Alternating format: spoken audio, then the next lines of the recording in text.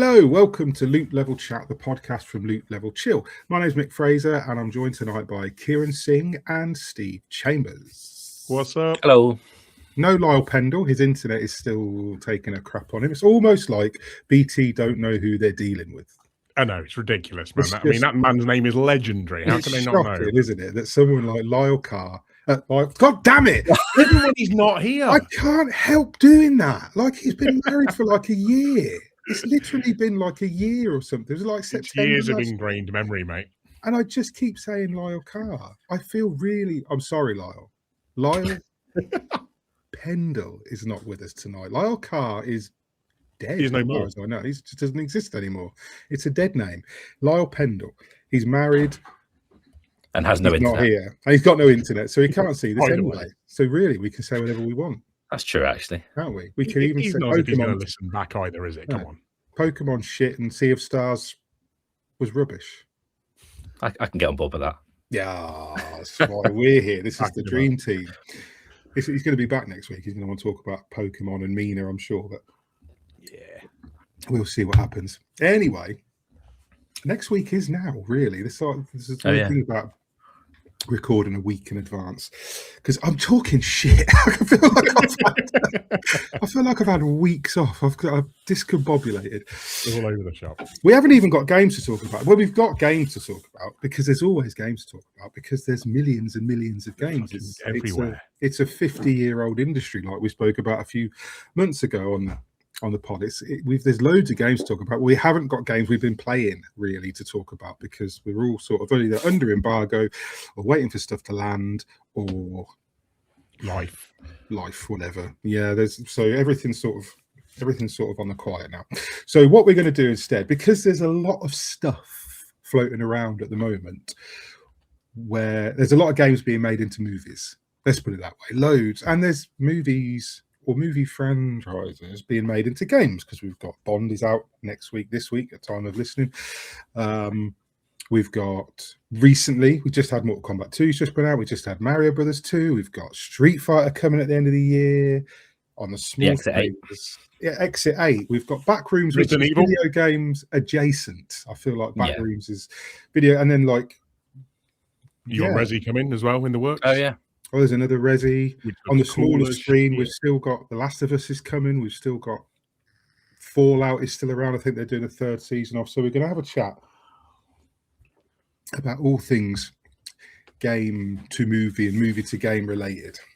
I got a question for you then, Mick. Okay. What's your earliest memory of a movie to game adaptation? Of a movie to game adaptation? Yeah, let's go the other way around. Okay. Days of Thunder. That's my earliest memory of a Tom Cruise classic. Of a movie. What is Days of Thunder? Oh, it's Tom Cruise movie. Yeah, it was a Tom Cruise. It was a Jerry Bruckheimer, Don Simpson, Jerry Bruckheimer, if you say it properly. Back before like The Rock and Transformers and all that stuff. Bad Boys. They did Days of Thunder, which was like a really, I don't know, because I loved it when I was a kid. Like, I can't remember whether it's good or not. Probably not.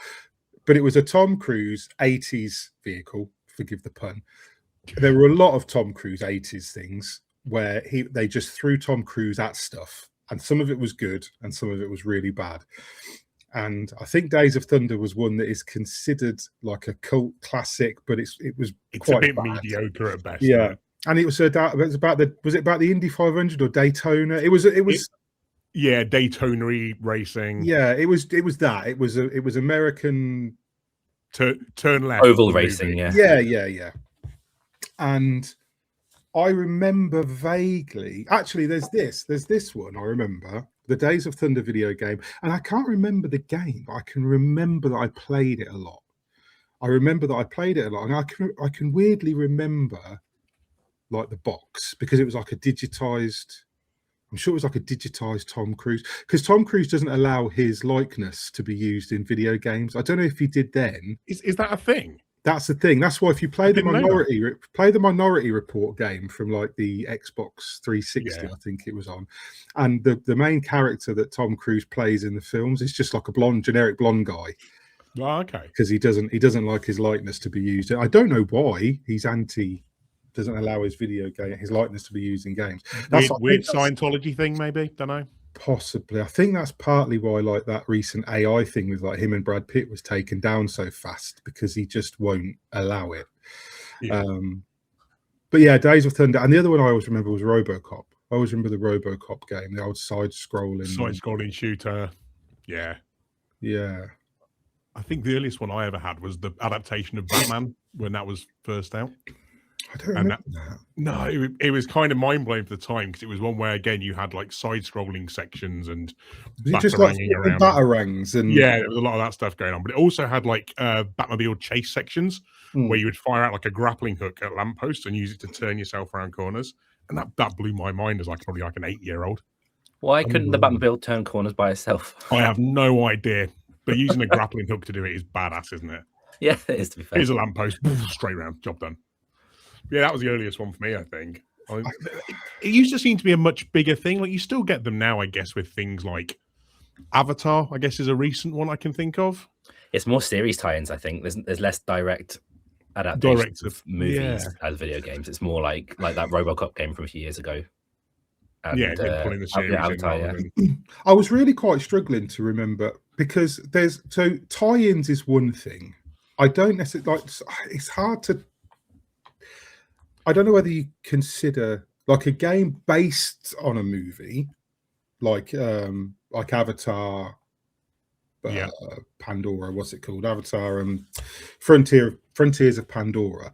That was a game based on the franchise. It told its own story. But then you've got things that are just like complete tie-ins. That's what you used to get, where you would just that used to be the common one, whereas that doesn't really happen so much anymore. It wouldn't even have its own story. It wouldn't have any new characters. Like, quite often it couldn't use the voices. It might use sound bites from the films, like the old Shrek games. It would use like sound bites, and it would use the likeness of people, but then it would just be like it was like Shrek Racing or some shit. It was nothing to do with Shrek. And there was like a Jumanji game a couple of years ago that was like that, where it was just like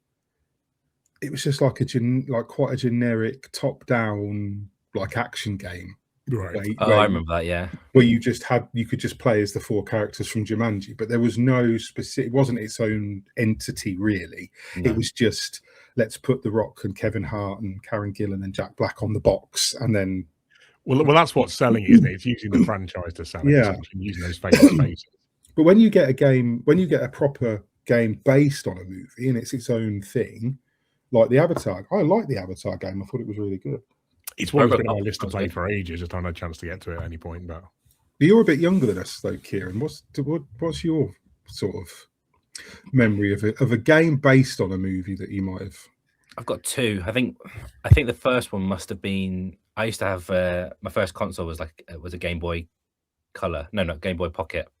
Ooh. And I had one of those 300-in-1 cartridges, and it came with like a version of Aladdin, which I think assume it's the same as the one that was on like the SNES and Mega Drive version. That was really good. I remember that was amazing. Yeah, so I remember playing that, and then the other one that really sticks out is Hercules on the PS1. Oh, so you're big into the Disney vibes then? Yeah, I think I must have been. Yeah, it's probably more that's what was around, because those were the movies that were getting made into games pretty much straight away. If it was an easy Disney tie-in, it was usually made by a studio that was either really big and then slumming it for a couple of weeks on Disney Cash, or like someone you'd never heard of, and it was a proper stinker, but it sold anyway because it had the name on it.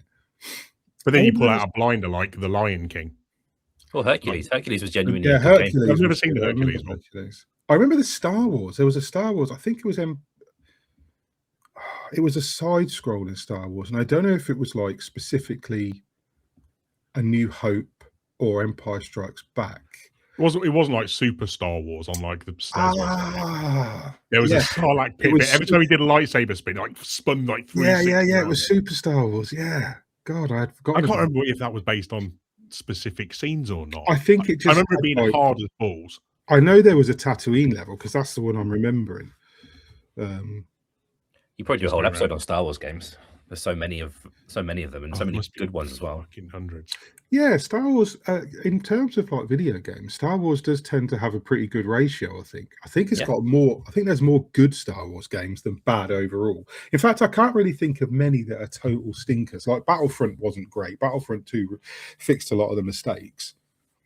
But even Battlefront 1 wasn't bad. No, it wasn't bad. It was just quite limited. It was. I think it was just the novelty of being in that universe and blasting your way through it that sort of carried it for a lot. To be fair, but even if you go back to like the ones that were based on the universe rather than the movies, like Jedi, like the Jedi Academy, got Kyle Katarn and stuff like that, or KOTOR and KOTOR's fantastic. I mean, KOTOR's weird because I played it about a year or two ago, thinking like just to see if it held up because I thought. Because I remember how good it was, and I played it over and over and over and over. I must have played it like 4 times, and the second one by Obsidian. And then I put it on, and it just has not aged well at all. Still does it, yeah. I couldn't play it for that reason. It felt very, very dated to me. So rough. Like to play it is so rough. The animations are bad. The sound's off. It's one of those things where like it was groundbreaking when it came out, like 25 years nearly ago or something. And now it's like, I don't know when it came out, early 2000s, I presume, but like, yeah, it must be. Or even probably late 90s. I can't honestly can't remember. But KOTOR was brilliant. I don't know, are they remaking it or did they get canned? I think it got canned. I think it got killed off, yeah. So what they should do is just give it back to BioWare or even give it to someone like Larian and say like make an Old Republic video game. You don't have to base it on anything. Here's like the old, like whatever it's called now. Is it Legends or something it's called now? Or they decanonized it all, didn't they? The extended universe was mostly decanonized and it became like Star Wars Legends. Right. So like the Old Republic stuff, all that. I mean, it was already divorced from the main Star Wars because it's set like 4,000 years before, and it's just the same. There's like a legally distinct Yoda character, and there's. It would give you so much freedom at that point, wouldn't it? As well, like here's the whole universe of everything you've ever seen for Star Wars. Go for it. Well, I wish they would because fucking Lucasfilm don't. Do you know what I mean? Disney don't. It's just the constant retelling of the same 5 fucking years of Star Wars. Oh, look what else happened on this planet during this 5-year period between fucking Revenge of the Sith and Return of the Jedi or whatever. I can't even be asked to fucking get the. I guess that if you know it works, they're scared to take those risks, aren't they? Essentially, but let someone else do it. Let someone else take the reins of it and do something interesting with it. The thing is, it doesn't work because Star Wars is constantly getting slated and bombed, and it's got its diehard fans that will watch anything Star Wars flavored. But generally speaking, apart from Andor, Star Wars has been shit for like over a decade, probably. But it still sells, man. It doesn't matter. If it's bringing the cash in the door, they won't give a shit. And it's such a shame because my lad wants to go and watch Mandalorian and Grogu, and I'm like, I didn't watch. I watched one episode of Mandalorian and fell asleep, and then I watched one episode of the Book of Boba Fett and fell asleep, and I'm like, the first season of Mandalorian was really good. I couldn't watch it. And then the second season just took it in a completely different direction. I fell off it halfway through and thought, nah, I didn't want this from it. So the first 20 minutes to see how this turns out as a movie. The first 20 minutes of The Mandalorian was brilliant. And then it was just 800 shots of him walking slowly into or away from a sunset. And I was just like, what are we doing? It's a Western, man. That's what it is. And then they introduced the fucking Baby Yoda plushy toy that is just the fakest looking thing I've ever seen in any show ever, and everyone went nuts for it. And I just dropped so cute. Is he that cute? Yeah, he's literally a toy. Like he is a toy. He has no lifelike features whatsoever. He is a toy. He's less realistic looking than that thing that fucking sat on Jabba's tail, whose name I can't remember. That's a really elaborate name. Oh god, what is his? Oh mate, that's going to kill me now. Silius Grub or something weird. Like yeah. That. Oh, and he's just it'll come to me. I'll just spout it out at some point in the next 20 minutes. And Baby Yoda just looks less real than that. It's just a little toy. Like Mandalorian's got a, like if you saw him, you'd be like, why is this badass fucking bounty hunter walking around with an actual toy, like a comfort toy? It's a lonely life out there, mate. What are you doing? It's just It weird. makes it look like an advert for a toy, doesn't it? Really, It is an advert for a toy. Yeah, How many that's exactly Baby what it Yoda is. models do you think they sold off the back of that first season of Mandalorian? I'll tell you how many. About 9 billion. Like one for every person on the planet, at least. So if you just joined us now for this week's episode of Mick Hates Star Wars, I don't hate stuff. This is the worst part of it. This is the eternal conflict inside every Star Wars fan. I don't hate Star Wars. I love Star Wars, but I only love good Star Wars, and there's not enough good Star Wars anymore. you just want it to be better. there is in games. There's some good Star Wars games. There's It's some just not brilliant on the Star movies Wars and games. yeah. See, Oh yeah, like, game shit. Forgot about that. we are talking games. I liked Outlaws. Everyone slagged Outlaws off because it's Ubisoft. Nothing wrong with Outlaws. Great. It's Jedi kind Survivor, Jedi Fallen Order, fucking fantastic games. Brilliant. Both and brilliant. again, that is set in the same fucking 5-year period I was bemoaning earlier. But it's a good story because it's a different story. It's got different characters that go to different planets I haven't seen before. Do you know what I mean? It's like tells something different. It's not like, how can we get fucking Boba Fett into this? Or Yeah. I don't know. Anyway, Star Wars games. That's a podcast on its own. We could do an hour easy. I could, not with Chris White. I don't want to upset Chris White. He loves. Oh, yeah, I'm not going to be on that one just so I can watch the carnage afterwards. I can't because I can't afford. And this is the thing as well. I like that people love Star Wars. It doesn't bother me that other people love Star Wars. I don't want to tear it down for other people and say you shouldn't like this. That's not the way it works. It doesn't bother me that other people love it because it has got some good stuff. But I just want more lightsabers and new stories. It doesn't seem like a lot to ask me, to be honest. I think it is. No. But yes, Speaking of space video game, space movies franchises that you like, what about Alien? Because there's some pretty good games. I know you won't necessarily play them, but there are some good Alien games out there. I've played all of the Alien games. I've played Isolation. I just can't play it for long. Ah, I can't do horror games. I get too tense. It doesn't matter what I do. I've tried playing it with someone else. I've tried playing it in broad daylight. I've tried playing it with like a podcast on. So it's like, I do that That's sometimes. impressive. I can't do it. I can't do horror games. And Alien Isolation was I just can't get through it. But I've watched. I mean, I can't do it just my fear of xenomorphs generally, so that's not going to happen. But I've watched it be played. I watched like a let's play, like someone like MK Ice on Fire or somebody did like a full length, no commentary let's play. And I watched the whole thing in like over the course of like a week. And we're getting a sequel to it now, aren't we? We are, yeah. Yeah. Yeah, which I'm really looking forward to because Cool, they can't wait to not play that. So they've canonized it as well. They canonized it in Romulus. Oh, Like, really? yeah, kind of indirectly, but there's elements from the visuals in Isolation. Right. It was little things. It was like there's like a communicator that they use to talk to somewhere else on the ship, and there's something about like the way the architecture in Romulus they borrowed directly from Isolation, and it kind of ties it. And I think Romulus takes place during the same point in the canon as Isolation, I think, as well, because it's during the time when Ripley's still missing, but they found like the Nostromo and Amanda's off looking for a mum. So I think it's set around that. So because there's rumors that they might bring Amanda into the film canon, which I think would be cool if you had a character play Amanda Ripley, because she's a good character. I think Aliens is a franchise that just easily translates into games, like really easily, for obvious reasons. Like even Colonial Marines, as maligned as it wasn't a good game. It did silly things. You had earlier stuff, right? You had like the Alien versus Predator game. Yeah, I love that. I always associate it with like an Atari Jaguar in my head. I don't know why, if that's the thing or not. But... I had it on 360. Yeah, I had it on 360.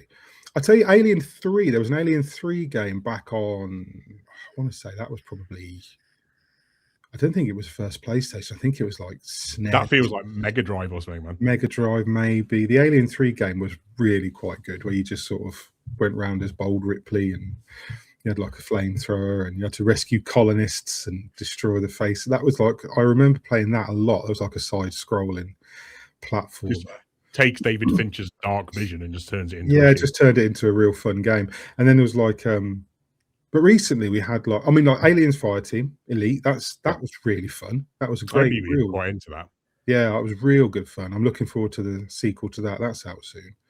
But the best one, well, for me, the best. So I remember Aliens on the ZX81. I played Aliens on the Spectrum. There was an Aliens game, and you had basically, it was like a static game, and you had like and I can remember it because I played it so much when I was a kid. And you had like, and it was like the ZX graphics, so it was like 2 colors, and you had beautiful. like the pictures at the bottom of like, I think it was like Ripley, Hicks,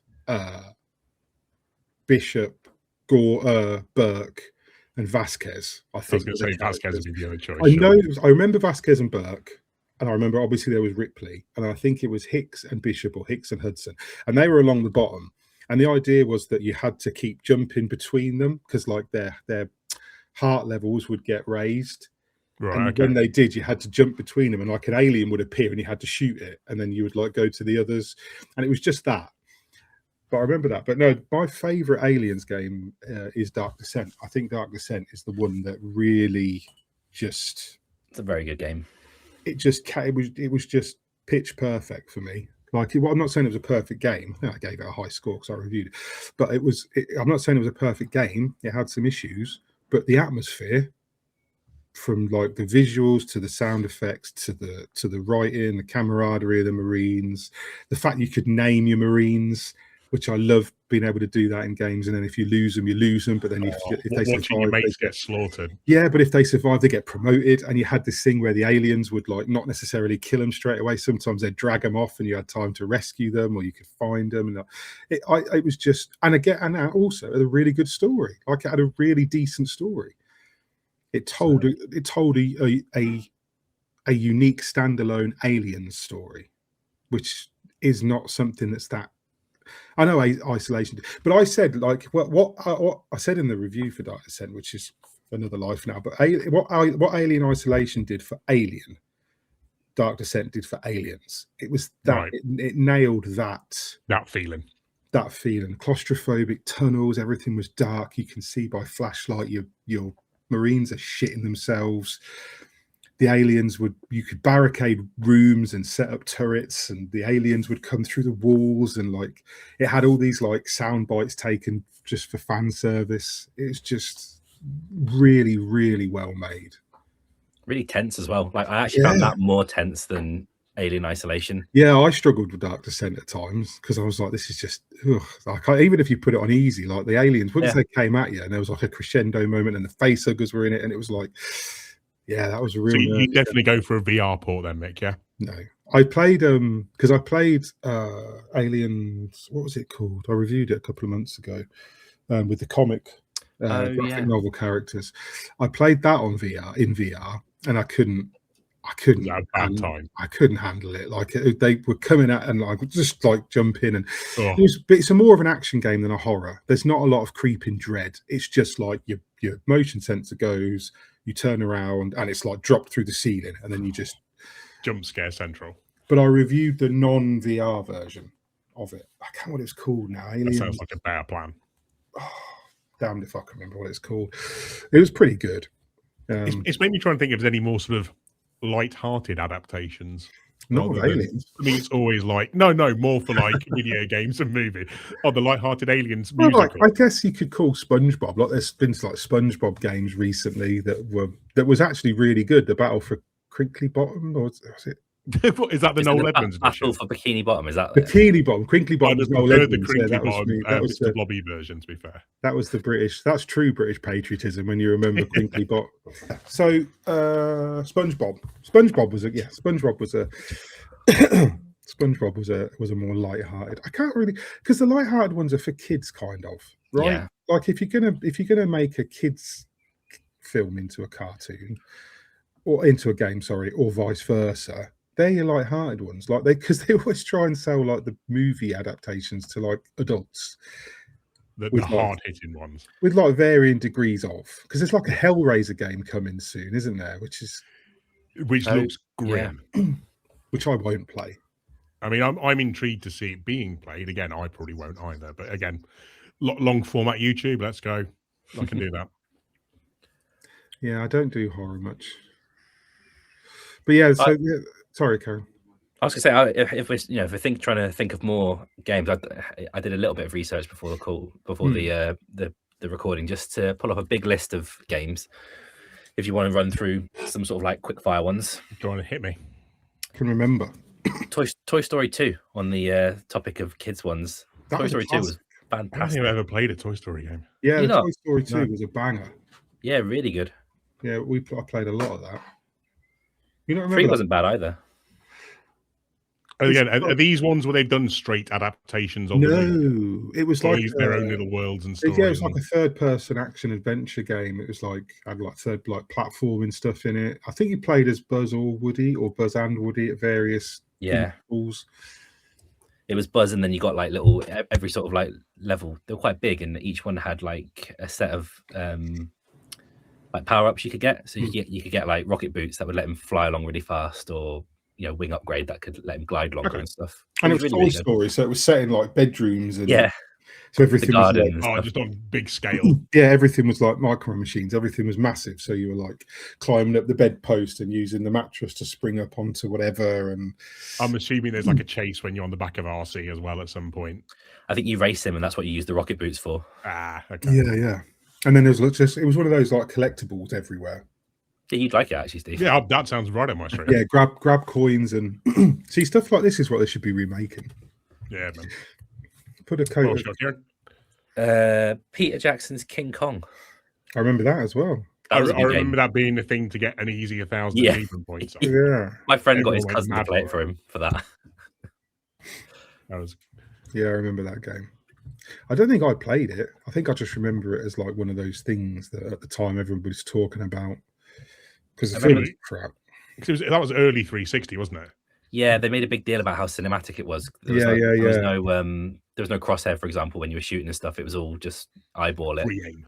And Which then is shit. When you in hindsight, that's not good. And you got to play as King Kong as well, didn't you? So there was like sections where you'd be like swinging across trees and fighting dinosaurs and Punching stuff. dinosaurs. Yeah. Yeah. It was genuinely a pretty decent game, to be fair. Better But than don't give me a list of shit to go back and visit, man. You know what I'm like. I just need Well, to like next one. prod and I'll be there.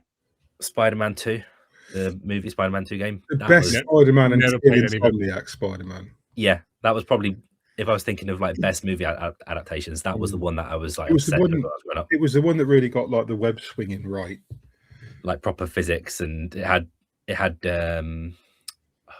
what's the guy's name? The guy from Bruce Campbell. He was the like the tutorial voiceover. Yeah, because I remember playing it, and my I think it was like my brother-in-law or a mate of mine had come round and was like gobsmacked by how it looked, because it was just like, and I was just literally like he was there and we were chatting and catching up and stuff, and I just literally just swung through the city for the whole time he was there. I didn't do missions, I didn't do the game, I just swung around. It was just really good, and it was like it was like at that point where the sort of the open world superhero stuff was like getting like we had like Prototype and Hulk Ultimate Destruction. Yeah. I think was Just around starting to that find its period feet where then, yeah. yeah, and like it was pre-infamous, but it was like the building blocks of, and I remember that. Yeah, I love that one. The Lord of the Rings had some pretty good games. Two Towers. Again, it's and- had fucking loads of them as well, hasn't it? It yeah, was Two Towers. Two Towers was the one where you could play as like Aragorn and you could play as Gandalf, Yep. and it had like the siege. yeah. I remember that. The siege of Helm's Deep was like a mission. They were climbing up the walls and you could kick the ladders back, and Yep. yeah, That was a good really game. good. Really, Return of the King as well was decent. The same. I think Return of the King was the one that was the same sort of game, but didn't Yeah, didn't yeah, quite yeah. as well, quite as good. But it was still a decent game. Two Towers is the one I remember. Yeah. But then there's been loads of other ones. There's Shadow of War and Shadow of Mordor, Oh yeah, really they were good. fantastic. both great. Battle for Middle Earth. I played one of those games. I can't remember which one. I think it might have been two. Was that like a Total War type? Yeah. Yeah, I vaguely remember that. I don't think I played it, or maybe I saw someone play it, or my uncle had it, or something. See, I'm not a big Tolkien head, so I've never really gotten into the Lord of the Rings stuff much. Like I've seen I'm not either, the to be honest. movies and stuff, but beyond that, I'm kind of like, take it or leave it. X-Men has a couple of ones. X-Men Origins Wolverine, that was good. That's always one of those ones that's brought up as like one of the best 7 out of 10s ever. I never played it. Again, it's one that I've seen people play multiple times since, but I never played it myself. It's brutal. Like considering the movie it's based on isn't really, it's a PG-12 or whatever. That the game was not that at all. Didn't it have like you could like get loads of damage on yourself and you'd see like bones and stuff coming? Yeah. Or did I play it? I don't think I did. There was that, and there was X-Men 2 had a game which I just remember being really weird because you played as 3 different characters. One of them was Nightcrawler, who isn't really like the obvious hero to be like a protagonist for a game. He plays Iceman, whose sections were just like almost on rails. You just got to like aim around. Like you were Frozone, just sliding around. Yeah, just like that. I can't remember who else you played as. It might have even been Wolverine, but that wasn't bad. I don't remember that at all. No. Chronicles of Riddick. Brilliant. Chronicles of Riddick and Assault of, was it Chronicles of Riddick, Assault on Dark Athena? Was that the first one? And then it was Butcher Bay, isn't it? Escape from Butcher Bay is Escape from Butcher Bay was the first one. Because that's the prequel to the movie? Escape from Butcher Bay is where you get your eye shine and you escape from the prison, and then Johns captures him at the end of the game. See, I've never seen that movie, man, either. I haven't. You never seen Pitch Black? No. Black is it seems like the most 2000s ass movie I've ever set eyes on. I tell you what, it's of a time, but it's not. Even now, it doesn't feel dated. Okay. It does, because of where it is, what it is, and where it's set. It's just like a monster movie where a ship crashes on an alien planet, and then there's monsters. So there's no like, it doesn't particularly feel 90s or early 2000s. It doesn't. I mean, Vin Diesel's at the height of Vin Diesel being a badass, but this was like the film where they put him on the map. This is pre Triple X and pre Fast and Furious. Like, this is pre everything. This is where he was the guy who'd been in a couple of films, and you recognise his voice more than anything. And then he played this character. He wrote. I think he created Riddick. I'm sure he had something to do with creating Riddick. Really? I think it was like co-written by him or produced by him. I'm sure he had something to do with the creation of. Don't quote me on that in case I'm wrong. But Pitch Black is a brilliant film, and Chronicles of Riddick isn't great. I didn't really like Chronicles of Riddick, but I do like Chronicles of Riddick. Is it just called Chronicles of Riddick 2? Are these games or movies? Movies. So this is the second Chronicles of Riddick movie. So I didn't even know there was a sequel beyond it. They went back and retroactively named Pitch Black Chronicles of Riddick. So now if you buy it now, it's the Chronicles of Riddick. It's Chronicles of Riddick Pitch Black. And then there was a Chronicles of Riddick. And then there's a Chronicles of Riddick something else. Right. And then Family Edition. Yeah. And then there's like the 2 games which are also in the canon. Then there was like an animated film that's also in the canon. Awesome character. Pitch Black's brilliant. Really, really good film. Fuck it, stick it on the list. I was going to say maybe that's one to watch. Yeah, and Dark Athena and Escape from Butcher Bay. Escape from Butcher Bay particularly, really good. Like the use of light and dark in that game, like really, really worked, and like it glosses over the eye shine. It's not nearly as cool as you think it's going to be when you just. Is he just seeing in the dark? He just basically has to escape Butcher Bay, and in order to escape Butcher Bay, he has to go through these subterranean tunnels. And instead of just like buying a torch from someone, he gets a guy to surgically implant lenses. I mean, on it his seems eyes. like the most sensible option. Yeah, and it's like there's a bit in the film where the kid is like, where do I get eyes like that? And Riddick's like, oh, you've got to kill a few people, get thrown in a prison where they tell you you'll never see daylight again, and then you pay a surgeon 20 menthol cools. That's what he calls it, 20 menthol cools to do a surgical shine job on your eyeballs. So it implies that he was thrown into a prison where there's no light, and he got somebody to surgically alter his eyes so that he could see in the dark and nobody else could, like a one-eyed man is for a pack of cigarettes. For a pack of cigarettes.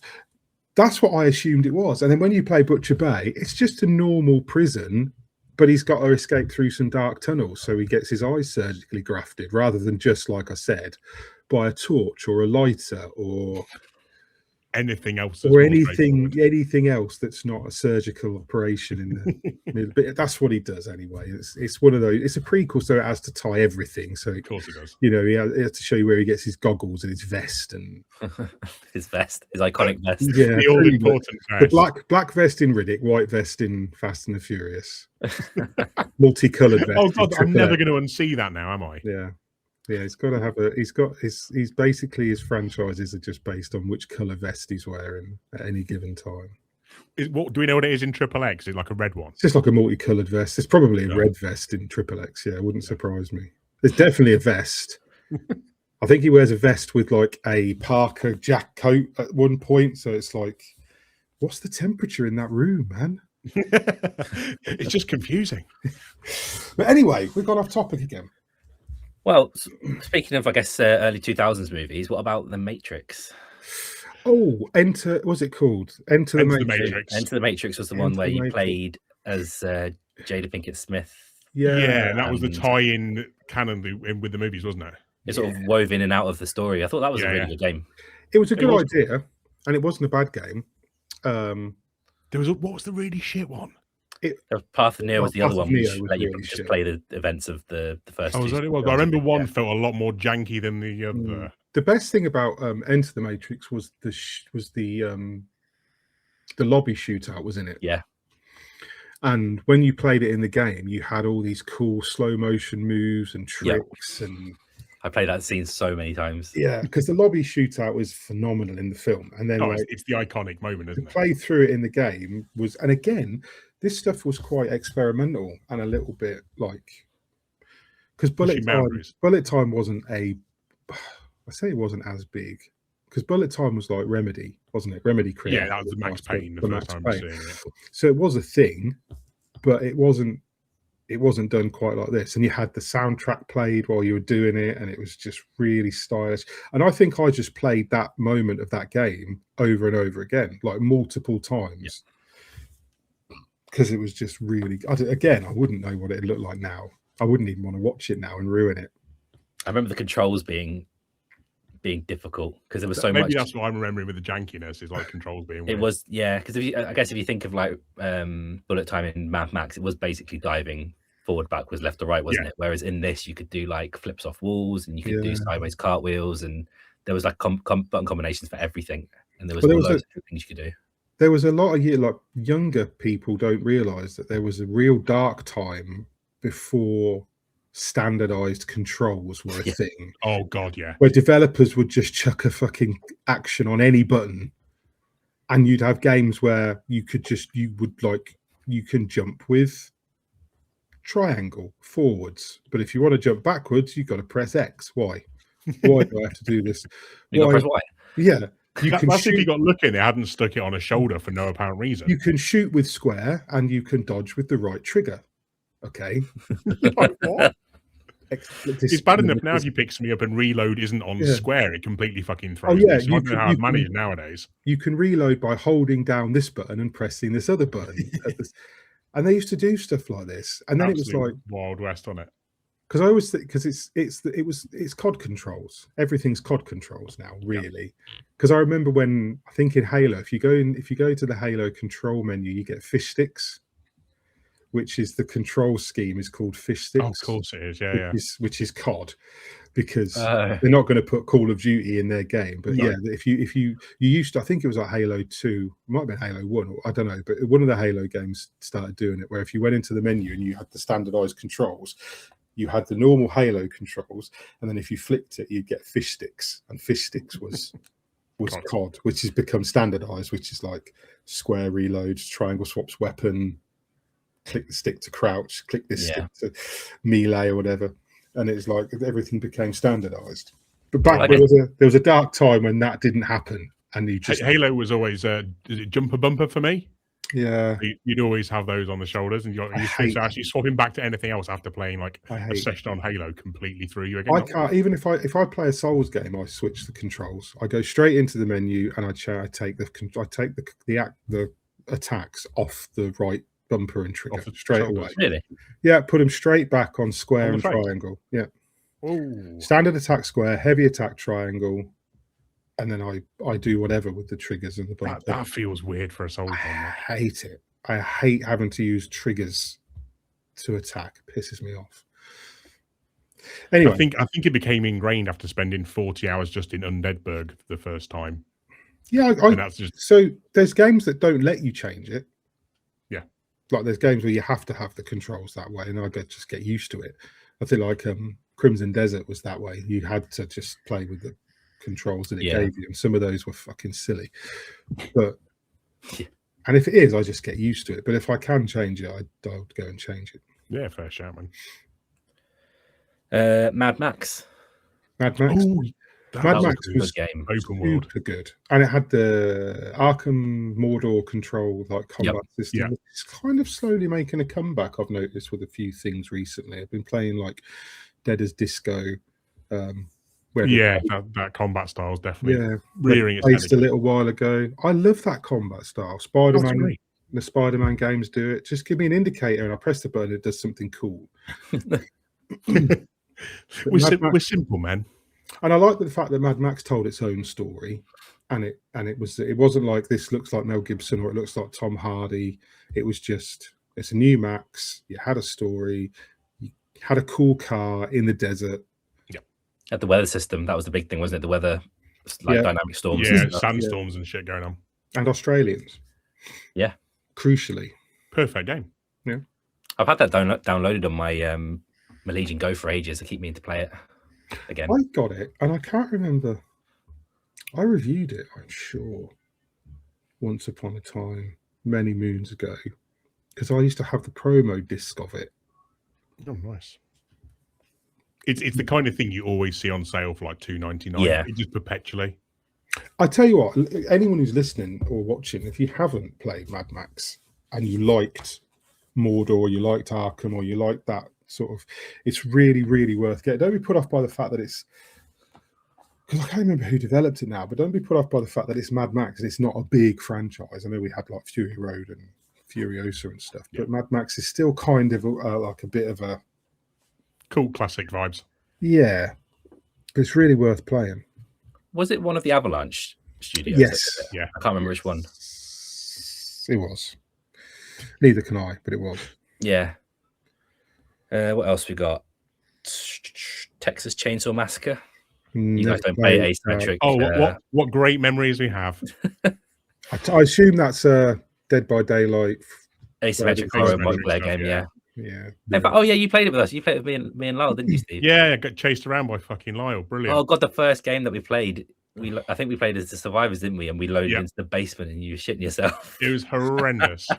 Not for me. One of the worst things you could do. It's horrible. I just love all those asymmetric. Like, make whatever horror game you want into those. I will buy it and I'll play it for the first 6 months until someone, they never update them, and then the meta gets broken, and it's just impossible to win after that. But I've had my time. I've played 300 hours in those 6 months.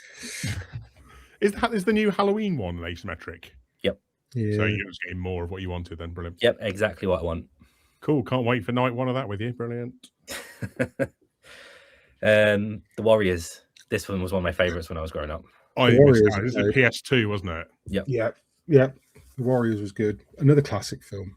And that worked its way into the story of the movie really well, because it tells that it's all set on one night, isn't it? The night of them trying to get back. I thought that was a really good game. Now that might be mental. Is that a Rockstar game? Yep. Yeah. That's heavily dated, that film.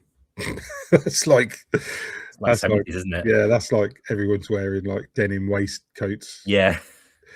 Any nice vests in that one? No vests. Everyone just there's loads of nice vests. Oh, there's denim vests. They wear the cowboy cutoff. Yeah. Ooh. With spikes on. Sold. Yeah. Warriors come out to play. I know, yeah. First thing you think as soon as someone mentions it. I think that's most of them. I did. What about games that are like tie-ins to an existing thing? So like, and I can only think of one example, so I'm hoping you guys can think of others. But remember, we discussed it before, the Defiance game that ran concurrently with the TV show. Like, that was interesting. It was experimental and it failed ultimately, but that was an interesting stab at something new, because Defiance was a really good sci-fi western show in the noughties for 2 1/3 seasons. It was really good, and then the back half, or a little bit more of the 3rd season, just fucking slid into the mire. But it was released at the same time as an MMO. An MMO came out that was following events that were happening in the show in real time. Sort of. So it's all week by week. Every week, something that happened in the show would be translated into the game, and then between seasons of the show, you had just filler stuff that happened, and then that would feed into stuff that they had for the show. But the show only lasted 3 seasons, and when the show ended, the game just died. Like, it was almost immediately just died. But I played it quite a lot, and it had like some really good MMO stuff. It had like some good raids, it had big aliens and stuff, and it had like, you could play as the alien races, and it had some cool technology stuff, and quad bikes. I remember the quad bikes. Yeah, and it was pretty good. It was pretty good while it lasted, but it didn't last. Like I said, as soon as the TV show ended, it just died a death, because it was never sustainable. You'd have had to run the TV show for that too. Nowadays, what's got enough of a strong following and a few seasons to actually go with? It sounds arse backwards, but you could do it with Fallout now. Because Fallout 76 kind of does it in a way. It takes some of like the themes, doesn't it? And But because the Fallout TV show is its own story in the universe, have you seen any of the Fallout TV show? I've seen the first season. I think it's the best adaptation, TV series adaptation, bar none. I think it's so well done, because it doesn't rely on the stories from the games, but it is so faithful to the universe. It's so faithful to the universe of the games while telling its own story. Nothing does that. Nothing ever does that. That's what I think let The Last of Us down. As much as I like the first season of The Last of Us, it just told the story we'd already seen in the game. The only really interesting stuff was the stuff they added in. Like, the Bill story was really good in the show, whereas in the game, it's already happened and you don't see any of it. And like that sort of thing was fine. But Fallout did its own thing, told its own story, and really, really did the universe justice. And I think if they were to release, like, it's too late now because we've had 2 seasons, we'll probably only get 1 more. 3's probably the magic number for that. We might get 4 seasons because it's very popular, as long as they've got stories to tell. Well, because of what they've done, they could run with a whole different story and just keep it rolling, couldn't they? Essentially, bring in new characters and just go off in their direction. Or because Bethesda are too busy just like flogging the Fallout 76 horse, I don't know if we'll even get a Fallout 5 at any point. I mean, we've been getting Skyrim or fucking the Elder Scrolls 6 for, I don't know, 26 years or something. I can't remember when they announced that. It's like 2018 or something. Oh God, yeah. That they announced that. So like, I don't know if that's even, I still don't believe that's even properly in development yet. I don't know. So what you're saying is new Fallout is probably like 2038 maybe? I think new Fallout is in the 2030s before we see a new Fallout game. I do. And so by which time the show is over, the show's going to wrap up in like 28. Yeah. If it goes for another season or 2 seasons, it's done before 2030. God, it sounds really sci-fi and futuristic when you say 2030. And you realise it's staring us down. And you realise it's fucking 4 years away, and we're doing. We should. Where's the fucking flying cars and laser guns? And why don't I have a house on the moon or something yet? There's still time. It's 4 years. No, Musk dropped off. Musk turned out to be a bad guy. He's not putting us on Mars and the moon anytime soon. I trusted him for a bit back in the day when everyone did years ago. Yeah, no more. He let us down. Where's my fucking laser gun? Where's my flying skateboard Lamborghini? I want to fly a skateboard. Where's my jacket that dries itself and my jeans that I wear inside out? What's going on? You can go and treat yourself that now, Mick. That should have been 11 years ago. Wow. We're all sold false dreams, mate. So I'm disappointed. But anyway, while we're talking about, there's never been a Back to the Future game, has there? Has there been a Back to the Future game? There must have been. That to me screams Was it like a Back to the Future 3 Commodore 64. game? There was a Telltale game. They did a Telltale series Oh, of it. yeah, of course they did. Of course they did. Yeah, Telltale Back to the Future, which I didn't play because I hate Telltale games. It's also, I think it was in Lego Dimensions, and it was pretty well done in there. Yeah, you did. You got one of the add-on sets for it, didn't you? Yeah. And it's in Power Wash Simulator. Kicking around. Yeah, you wash the DeLorean in Power Wash Simulator, don't you? Yep. Yeah. So it still keeps popping up. Yeah. Yeah, I forgot there was a Telltale game, which I didn't play, and I presume just told the story of the films, but you made I can't remember. I think I played the demo, which was up until the point like where you just plug in the guitar and get blasted back and stuff. So I assume it's just going to carry on. I know it was one of the less celebrated Telltale. It is, yeah. It was the time they did that, and Jurassic Park were done around the same sort of time, and neither one of those did very well. Was that towards like the arse end of things? Yeah, no, I think that was at the start, because that was when they started. They used to do more. Like, yeah, I think they were before. Stuff. I think they did like The Wolf Among Us, and then I think they might have done Walking Dead, the first season of Walking Dead, and then I think they did Back to the Future and Jurassic Park, and I think they rescued it again with more Walking Dead. And then they did the Borderlands game, and they vanished. Game of Thrones. Game of Thrones. I played the Game of Thrones game. Yeah, I can't remember what it was called. Yeah, Telltale were quite prolific for a while. I say I didn't like Telltale games. I got real sick of the whole illusion of choice that they gave you. Because I did the thing, I broke the games because I played The Walking Dead, which again, I've told the story before, is how I met Adam, was the Walking Dead review I did. Yeah.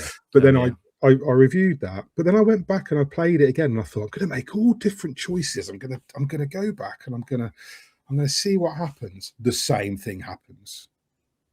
Like, so it's like a slightly diverging path, and then back to the same end. Yeah, you get a slightly diverging path, and then it's the same. And then I did the same with the Game of Thrones game because they had the opportunity to do whatever they wanted. I did the same with the Game of Thrones game. Same thing. It was just. But I guess that's going to be hard because obviously you've got a narrative in mind, and if you allow a player to split from episode 1, they then will change to episode 2. You've got this constantly spreading out tree that by episode 5, you can have so much content you're going to have to cover. I don't mind that. Also, I don't give a shit. You're the one who sold me a game with branching narrative. So therefore, either give me proper branching narratives with different endings and things that matter, or let me finish the game once and have it burst into flames because it's done with. What's the point in letting me go back and redo it and go, right, I'm not going to kill him, I'm going to kill her. I'm not going to save him, I'm going to save her. It's the same. Yeah. Oh, the game took control away and it's the same. I got to make the choice, and now I feel a cunt because the game did the same thing anyway. The same character died, but now I'm getting shit from people because I didn't save the character that I survived anyway. Somebody else did. So, like, what's the point? That's why I never go back and do it. Once you've done it once, you've told your own story, job done. The only one I never wanted to do that with was Dispatch, and that wasn't because I didn't think it would change. It was because I told a story, and it felt satisfying at every single beat. Yeah, I agree. And I feel like in 5 years, I may go back to Dispatch and do it a different way. But I never wanted to go back and do it a different way. I didn't want to fall in love with Blonde Blazer. I didn't want to change my decision of what I did with Shroud at the end. I didn't want anything different in that game because it was whether I just made good choices, it told a perfect story for me. Yeah. Which Telltale never did. Also, the voice actress for Clementine in the first Walking Dead series is fucking horrendous. Have you listened to it? I've not gone back to it since the first playthrough. It's absolutely bad. Shrill. Fucking horrendous. It's awful. How it got by anybody going, that's the voice. That's the voice we want for this entire video game. That's the voice that's going to make people care about this character. I don't know how I cared about Clementine when I go back and listen to the voice act. Seriously, there's supercuts on YouTube of how bad it is. Just listen to them and save yourself the trouble. It's fucking awful. Did you go back just to try and off her by any chance, so you can get her gone out of the story? You can't. Ah. You can't. Anyway, what else we got? Oh, we haven't talked much about games going into movies though. So we can finish up with a handful of those because there's a fucking shit ton of them. Yeah, I mean, I'd say obvious one being Resident Evil, because you've had a ton of Yeah. movies, a ton of anime adaptations, and Why can't they just make a Resident Evil film, man? Why can't they just do that? Why can't they just?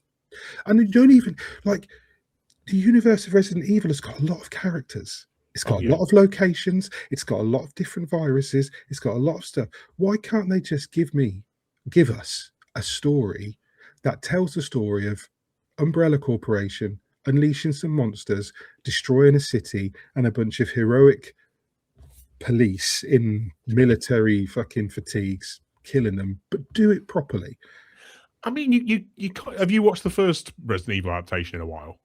Yeah, we watched it the night actually. Weirdly, I watched it a couple of weeks ago, and that does a lot of what you've just said, and it's still my favorite out of all of them. It is. So the Mila Jovovich one is an entertaining film. Yeah, it's not a good movie, but it is fun. It cherry picks things, but it mostly cherry picks the right things. Yep. It's the special effects aren't great, but at the time it was quite low budget, and of its time, it does the best it could with what it's got. It has some silly stuff that was never in Resident Evil originally, like laser corridor. Yeah, and drop kicking zombie dogs, you know, that sort of stuff. It didn't really do much with that, but I mean, it's not bad. But then we tried to watch the second one again because I watched up to I think I watched all of them once upon a time. So the following week, I think I've done all of them at least once. Yeah, the following week we were like, well, let's watch is it Annihilation, the second one? Resident Evil. I can't remember. We watched the second one. I can't remember the names of them. If you give me the plot, roughly. Resident Evil Afterlife is the right. Is that the running down the side of the building one? Oh, maybe that's the one where Jill Valentine's in it as the worst character ever. She's from my hometown. Sienna, yeah, Sienna Gilroy. She was born in my hometown, and then she moved. Yeah, but so Jill Valentine's in it, and then there's a bit where in a church, and there's a liquor in the church, and out of nowhere, Alice just comes through the stained glass window on a bike with two guns. And the last time you saw her, she's basically barely can walk. She's just come out of hospital, and then all this other shit happens, and then the next time you see her, with no preamble whatsoever, she just comes through a stained glass window on a bike with two guns in slow motion, and she's gone full John Woo at that point. Yeah, and I don't want to be hyperbolic, but Paul W.S. Anderson is the worst director, bar Uwe Boll and the clown who did The Room, Tommy Wiseau. I put him with them. He's done one good film, which was The Three Musketeers, which also starred his wife, because every film he makes stars his wife. I was going to say she's married to him, isn't she? Yeah. And she sells those films, let's be honest. Mila Jovovich has got a kind of charisma that you don't see in a lot of actresses. Yeah. That sounds really bad. I don't mean it like that. I mean, she's got that cheesy action movie charisma that you don't see in a lot of actresses. A lot of actresses, you can name many good, really, really good actresses. I'm digging a hole now. But what I mean is, you can watch a film with a Jason Statham or a Stallone or 80s action hero. Yeah, vibes. or someone like that, where they're not very good necessarily. The film's not very good, but it's all fun. It's all just their presence in there. And I don't think there's that many female actresses who have that same magic. Yeah, I know you're saying. Do you know what I mean? Because there's something about when you've got a female lead, even in an action film. They tried it before. They tried it with actresses like Barbed Wire. Angelina Jolie can do it. Fucking Barbed Wire. Where did that come from? I'm just trying to think of female. I'll tell you who can do it right now. I'll tell you who I really, really like right now. This is completely off topic again. Priyanka Chopra Jonas, right? Give that woman a fucking franchise of her own. Just give her an action. I don't care what it is. Give her an action film franchise. For people who are more ignorant and definitely not me, Mick, can you give me some reference on this? Well, she's married to Joe Jonas. Is it Right. Joe Jonas she's married to? And she's an Indian actress. She was a Bollywood actress. She's incredibly fun on the screen. She's just done a film with Carl Urban called The Bluff, where it was like a pirate film. Okay. She's in Heads of State with Idris Elba and John Cena. Yeah. I can't think of anything else she's been in because I didn't pay attention to her until these two films where she just kicks everyone's ass. She's got such a presence. She's so fun to watch, beating people up. So she's the next big female action heroine. Yes, give her a franchise. Give her films instead of Mila Jovovich, who's. You've got Angelina Jolie who did that for a little while as Angelina Jolie's good in action roles, but again, she did the Tomb Raider, which that's quite a famous game to movie adaptation.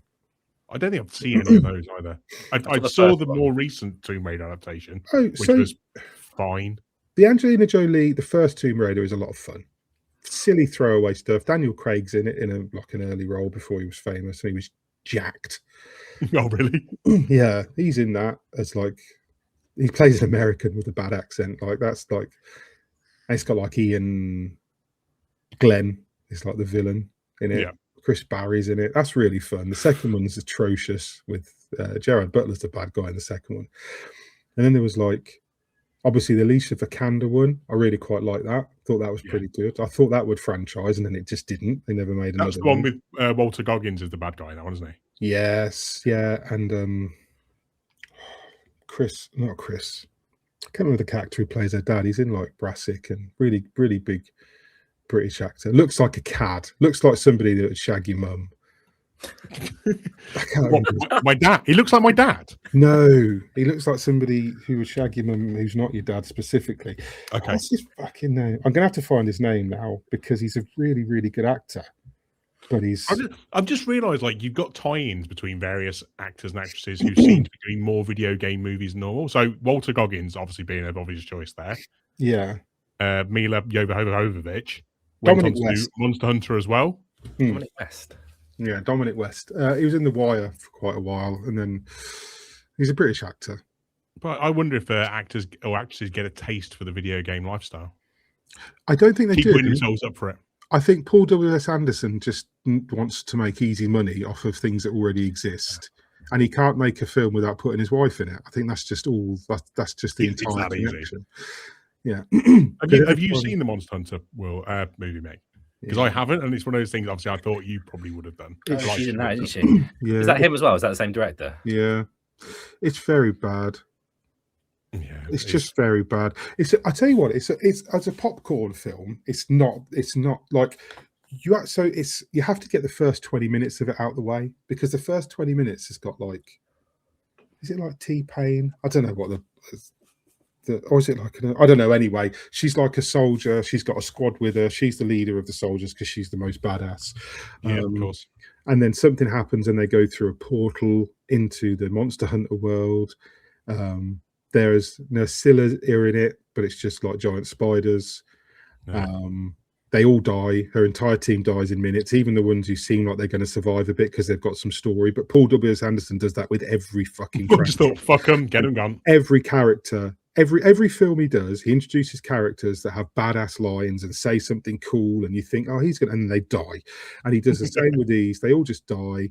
They get attacked by a Diablos.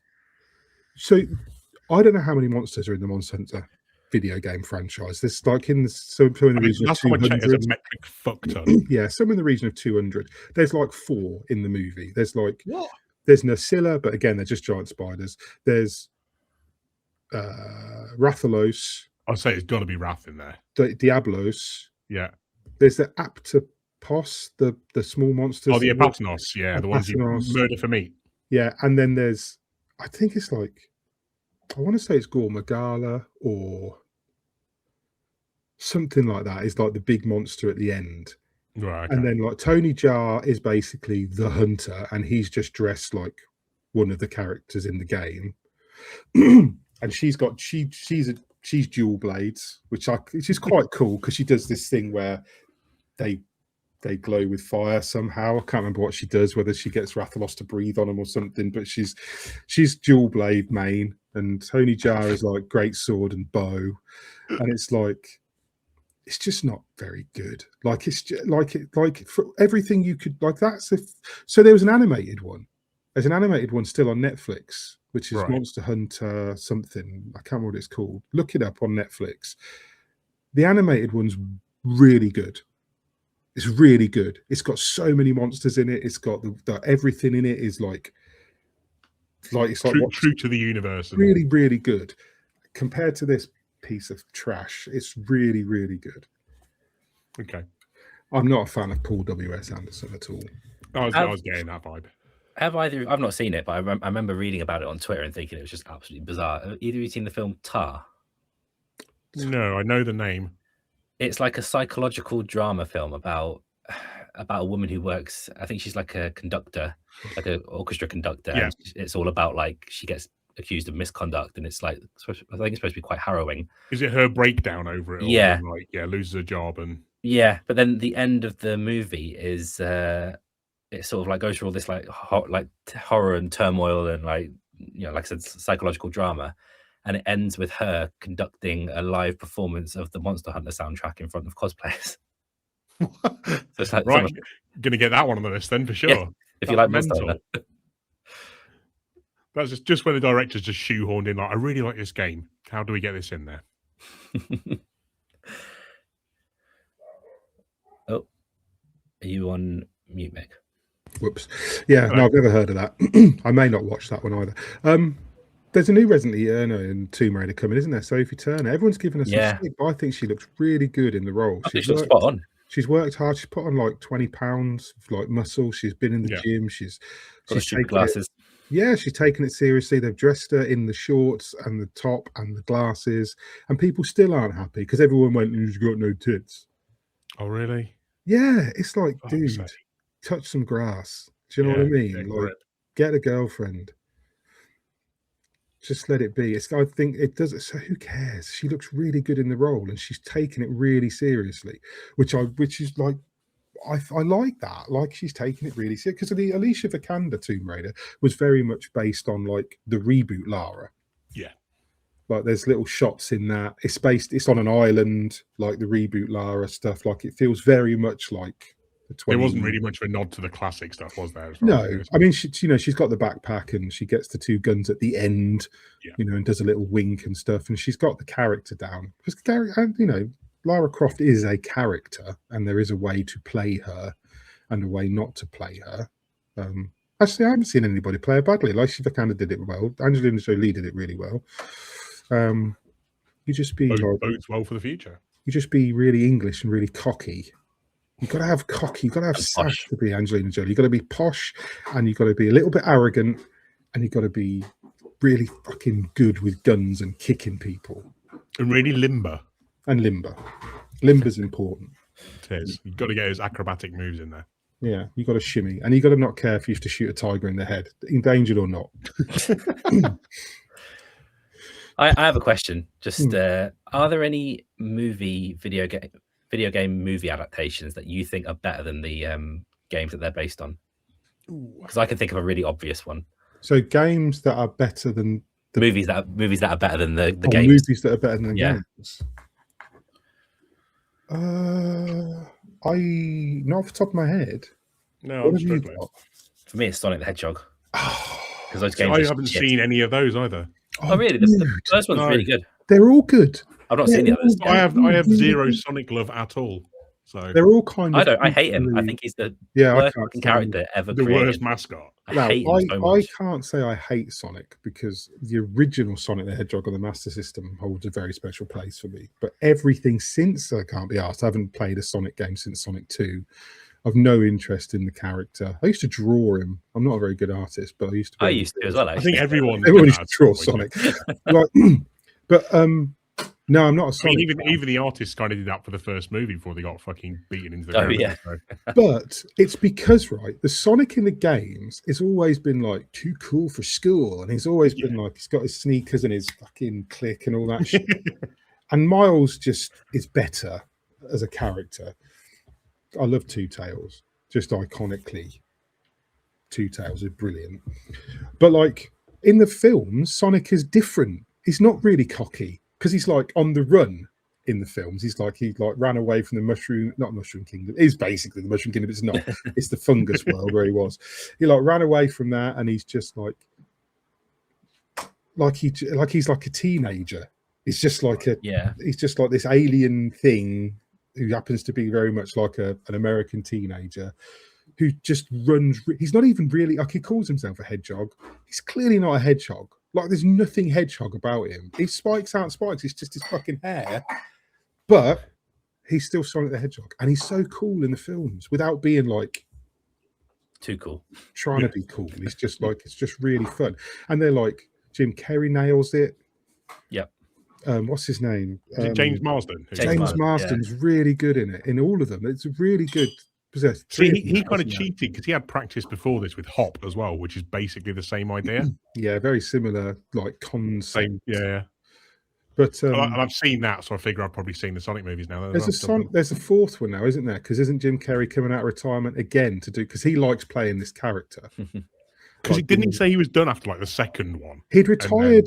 He'd retired anyway, and then he sort of came out of retirement to do this because they kind of went, just Jim Carrey it, like. Here's the role.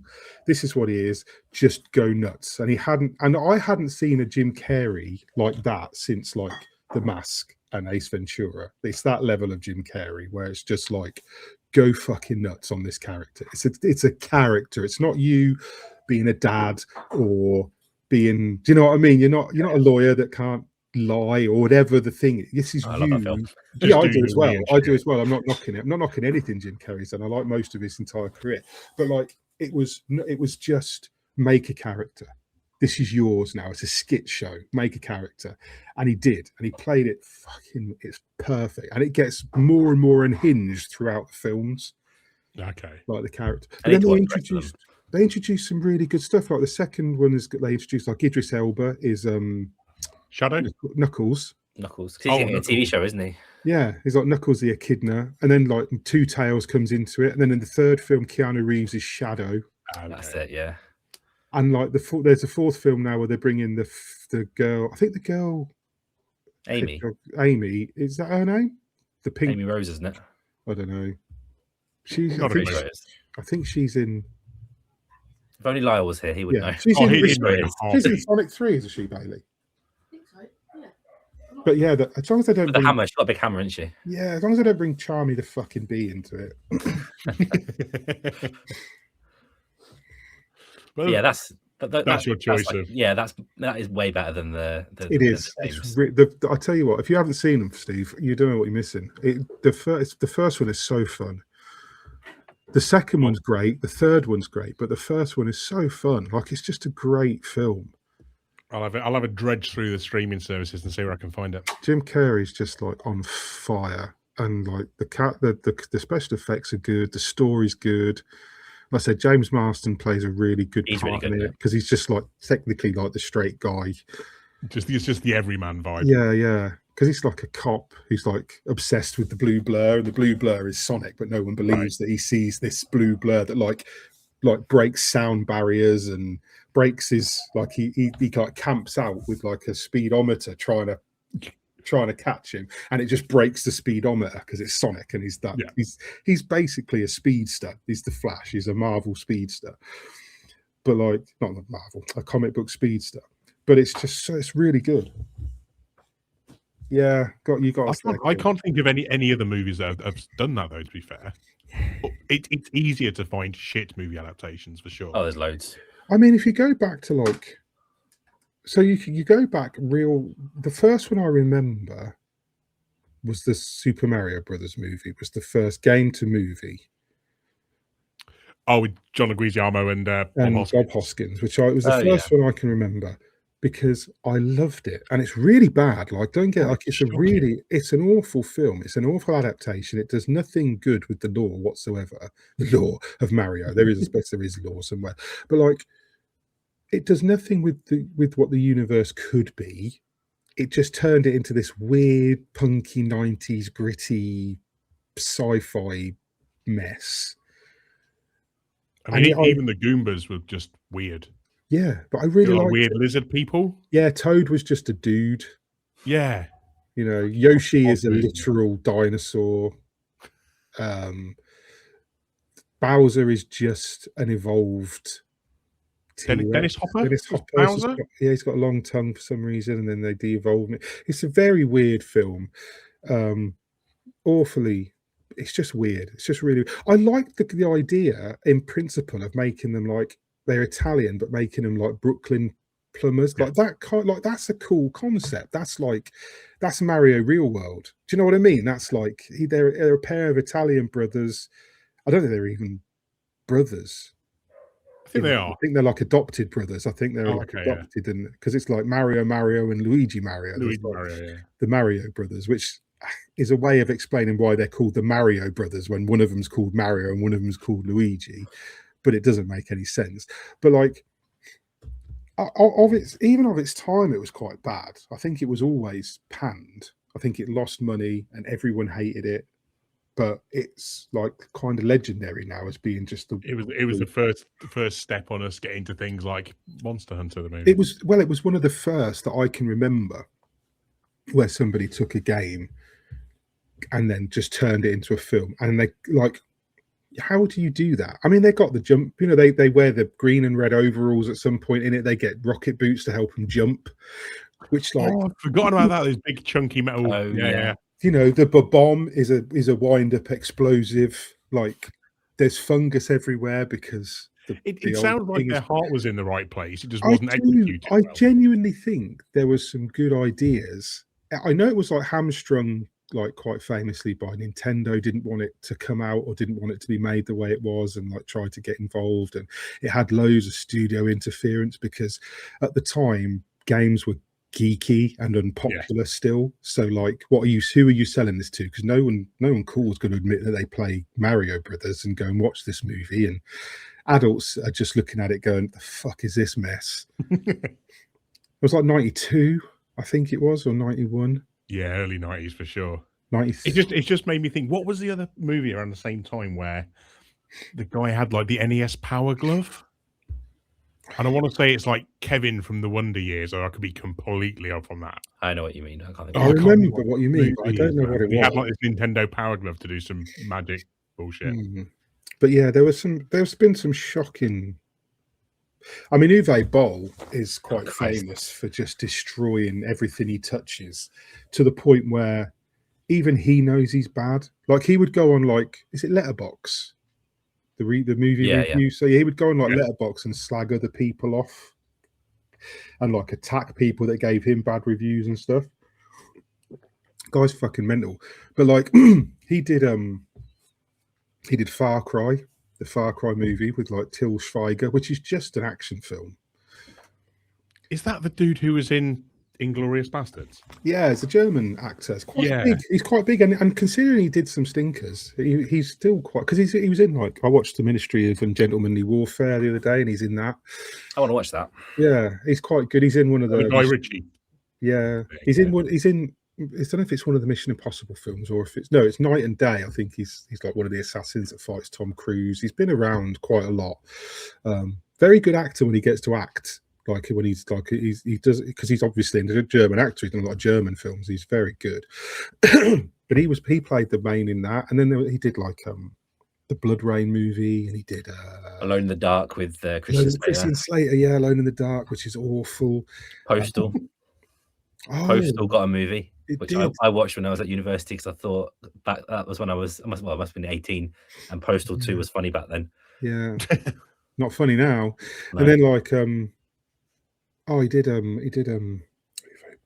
the Dungeon Siege movie. The Dungeon Siege movie with Jason Statham and Burt Reynolds and Matthew Lillard, and yeah, it was In the Name of the King, a Dungeon Siege movie. I didn't even know that was a thing. Yeah, so in Dungeon Siege, you start as a farmer. That's what your character is. You're a farmer, and your village gets raided, and then you develop an RPG party, and you go and it's like Diablo but with a party. It's like a cross between Diablo and Baldur's Gate. And really good franchise. It went off the rails a bit because I think it turned into like a I can't remember what the last Dungeon Siege game was, but it was crap.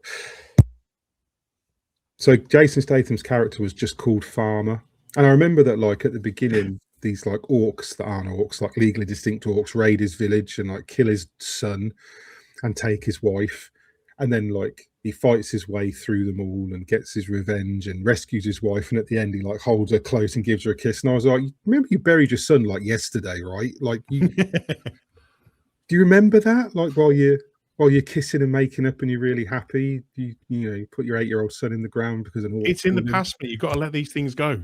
It's done. It's over. Bad. They put like John Rhys Davis in it, and it was like Lord of the Rings, John Rhys Davis, and like Burt Reynolds was the king who just did like a Burt Reynolds accent. That must have been slightly off-putting at that point. And Matthew Lillard is like the evil prince who wants to be king, but Jason Statham is secretly the heir because he's really Burt Reynolds' son that got raised as a humble farmer, while Matthew Lillard is just like a dick. And it's just really shocking. Bad. It's a really bad film. But Jason Statham just went through it completely unscathed. Did nothing to his career whatsoever. I just made this awful film, and I'm going to make another awful film, and then I'm going to do a Transporter and a Expendables and cash that check. And the fucking Beekeeper. Like fucking the Beekeeper's really good. Don't slag off the Beekeeper. I don't. Fine. Beekeeper is good. So is Mechanic. Yeah. They're all just the same fucking movie. He has to protect the hive, Steve. Of course he does. Protect the hive. Back to his fucking farming days. With kicks. Protect the hive with kicks. I just looked up Uwe Boll's Wikipedia page just to see what else he'd done. I remember reading like a really interesting article about how he basically exists completely off subsidies from the German government to make all of his films, and that's why he's been able to get so many big actors into his films, because he gets extraordinary amounts of money to create these movies. But on Wikipedia where you have like different sections, you've got early life, career, reception and reputation. Then before you get to filmography, you get restaurants. And I didn't realize, but he'd become a restaurateur.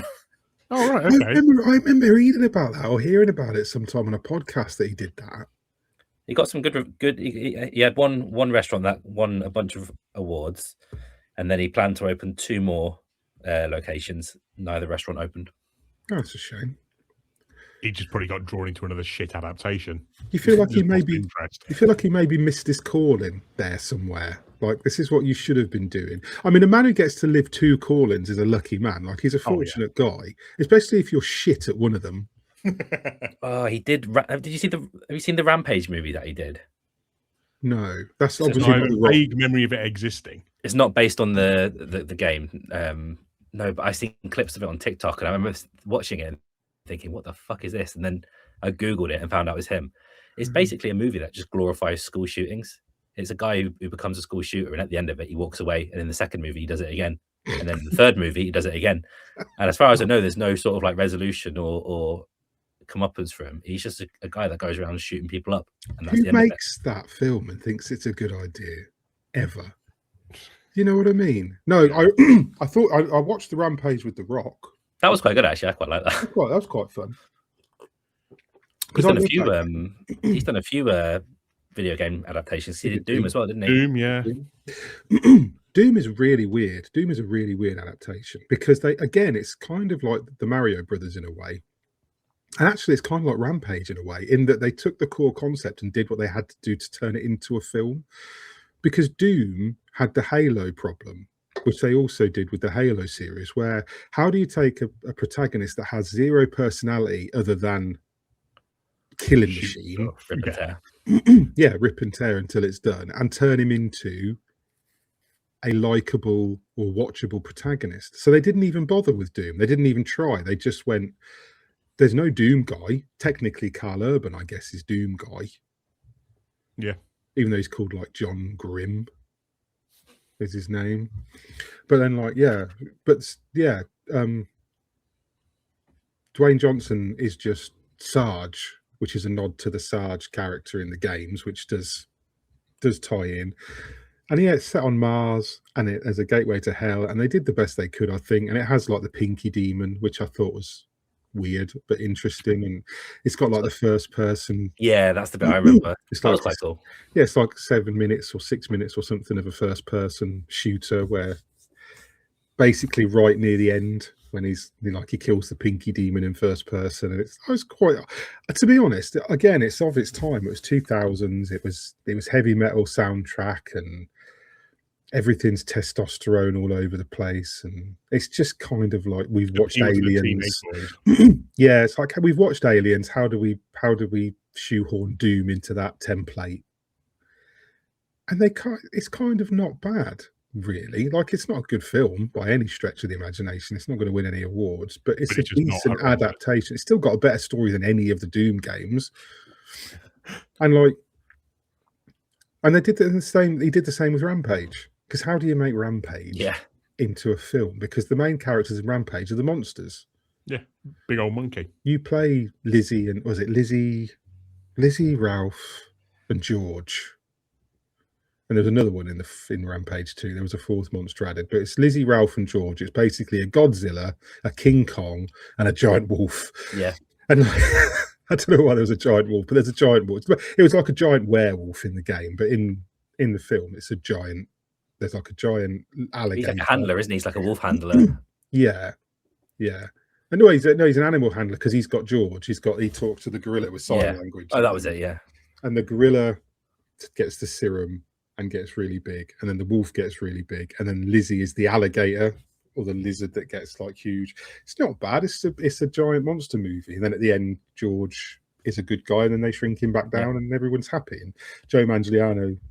Manganiello. How do you fucking say his name? Not sure. I really like the guy. Good. He's like a gamer in real life and stuff. Yeah. He's really cool. I can't say his name.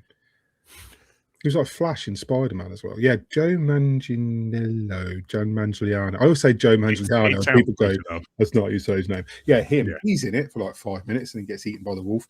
But what's his name's in it? Negan. Dude is in it. Oh, yeah. Morgan. Yeah, as someone you really think is going to turn out to be a bad guy, and then he just doesn't.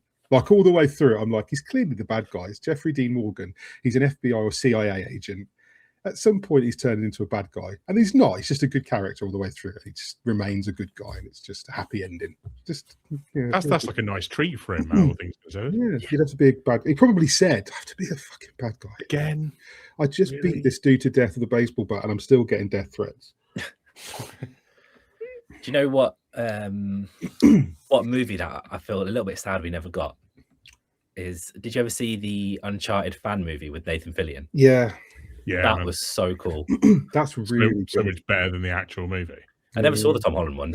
I've seen bits of it now. I've never watched it all the way through. I've watched it. It's not a film I could watch twice. It's not even like a good popcorn film, and a lot of it is not because it's a bad Uncharted movie. It's just not very good. It's not a very good film. Like he is so fucking unbelievably miscast. And I love Tom Holland as Spider-Man and nothing else. I haven't seen anything else where I've gone, this dude makes the film. He's just Peter Parker. Superbly, he is. He was born for that role, wasn't he? But who the fuck goes, let's make this guy Drake? And he kind of looks like Nathan Drake, the young Nathan Drake from Uncharted 3. Yeah, he does.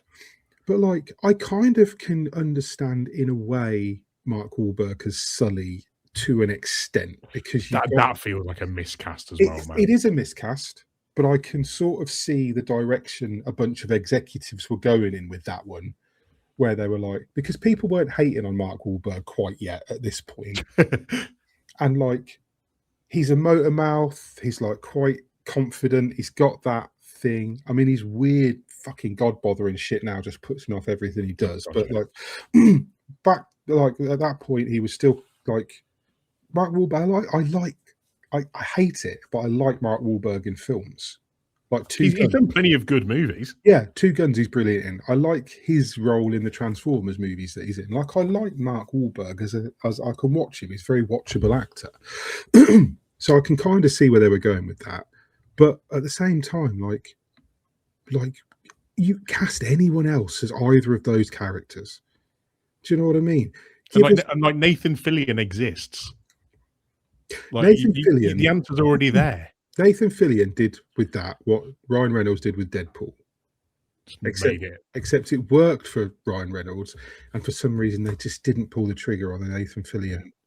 And like Stephen, what's his name was Stephen Quaritch from fucking Avatar.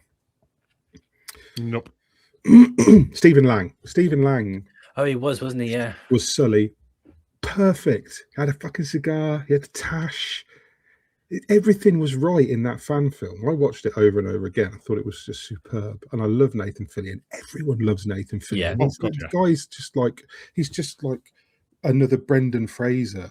Do you know what I mean? Everyone loves Nathan Fillion. Do what you want, but put Nathan Fillion in it. He's brilliant. Should have done that. It was right there. That right there for the taking. They've just kind of gone, nah, it's fine, thanks. It was just Sony going, you know, we sort of own the rights to Spider-Man. We've probably got Tom Holland under contract somewhere where he has to do so many films for us. Yeah, it's an easy grab. Yeah, you know, he'll do it. I mean, Tom Holland is a gamer, but he'd never played Uncharted. He didn't. I'm sure he made a comment in an interview at one point about like how the script. I think it was before the movie came out, because he's always a bit like, he's not very good at like keeping things to himself. He's got so many bollocks over the years, hasn't he? But I'm sure he makes a comment about how the script isn't great, or he wasn't right for the role or something. He knew he wasn't. He knew he wasn't right for the role, and he didn't bother playing the games or studying the character because he knew he couldn't be that character. Like, he does a good job with what he's got, I'd say. Like, he's got the confidence and the swagger and the cockiness. He's certainly limber enough. The trouble with Tom Holland is he's coming off the back of Spider-Man, where he's a 17-year-old. Doesn't matter if he's nearly fucking 35 in real life or whatever he is. When he's Spider-Man, he's 17 or 18, like he's a teenager. So when you put him in any other role, he's just a kid. That's all you can see, isn't it? And he can't grow a beard. Can you imagine Tom Holland with a beard? You know, that's how Daniel Radcliffe separated himself from Harry Potter. He just grew a fucking beard and then went, deal with it, I'm a grown-up, and then made some good films. And like, that's what Tom Holland kind of needs to do at some point. I mean, that is coming at some point, isn't it? He's got to grow a beard. He's got to grow a beard, and then he's got to do a proper action film or take on some weird indie movies. Yeah. Oh, he's done some of them, hasn't he? He's done like Cherry and things. He's done like his own little block of indie movies. I don't think I've seen any of them. I haven't. They're all shit. I've seen I've watched some of Cherry. It was boring. He did like the Dead Men. What was it called? Walking Dead. No, it's not Walking Dead. Walking Dead.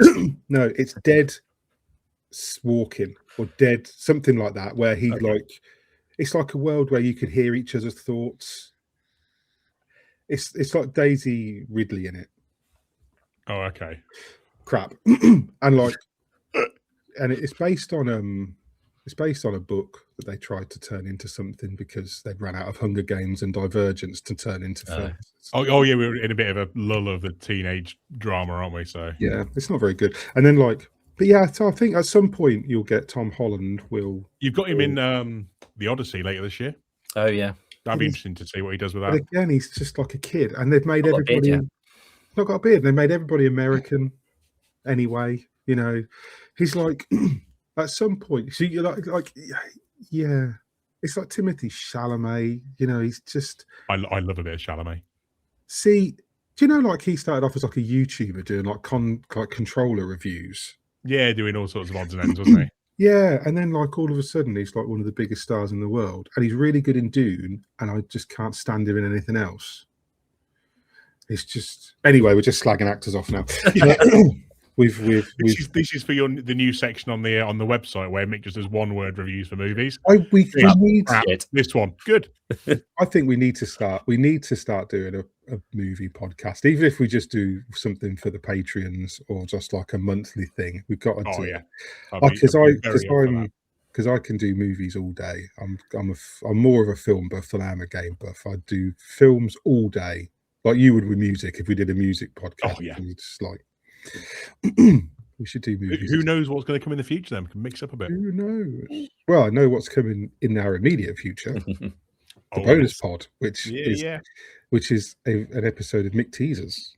Mick Teasers is back, which we're going to do on the bonus pod in a minute, which you guys can listen to in a couple of days, because this should land on. I don't know what the schedule is anymore, because I don't edit it anymore. Adam does, and I lost control of the schedule. So I used to do it on for like a Monday and a Wednesday, but I think Adam does it for like a Friday for the Patreons, and then a Monday for everybody, and then the bonus is a Wednesday, I think so, yeah.